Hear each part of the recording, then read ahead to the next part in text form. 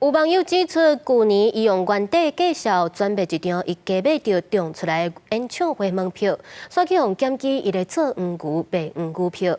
伊将相关的记录交予文化局了后，又搁互要求着爱报警。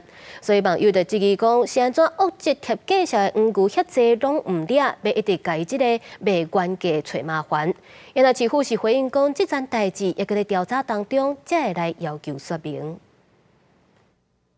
即几档国内外有名艺人轮流来高雄，真侪民众买票看演唱会。去年底，一名网友买了2张韩国有名团体高雄演唱会门票，甲其中一张伫咧网络原价来卖，却收到高雄市来函甲伊讲伊涉嫌卖黄牛票，限期爱交定续书。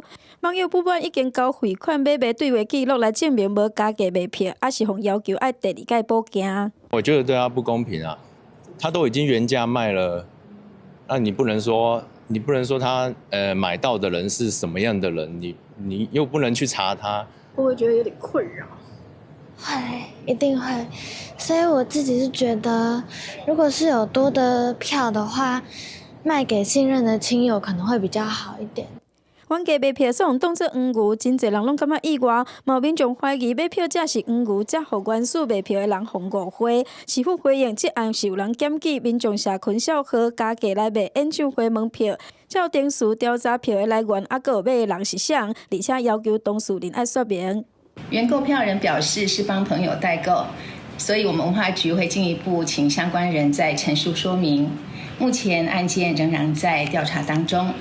市府回应，目前搁咧行政调查，后续会看新证据，也是说明来裁定敢要开罚。毋过嘛，提醒民众伫咧网络卖票，靠除有资了后乌白加价，不管敢有卖出去，拢是违法的行为。到今年3月底为止，高雄市受理335件黄牛的检举，开罚108件，罚款超过914万。公司新闻王刘婷丹、hen坤cường报道。